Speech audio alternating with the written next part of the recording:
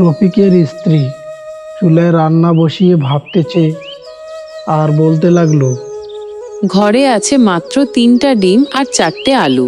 আজ দুপুরে কি রান্না করব?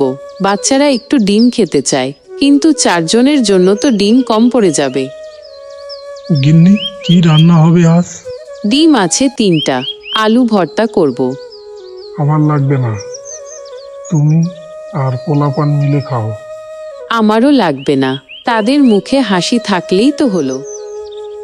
ততক্ষণে রফিকের স্ত্রী আলু সেদ্ধ করছেন, ডিমগুলো খোসা ছাড়াচ্ছেন।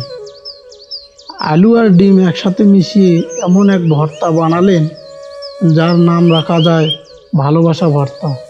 মরিচ, পেঁয়াজ, একটু সরষে তেল আর তাতে মায়ের স্পর্শ।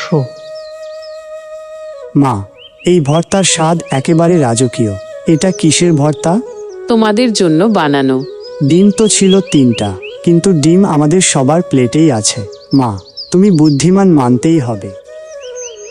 ডিম যদি ভাগ হয় তবে ভালোবাসা ভাগ হয় না, বরং বেড়ে যায়।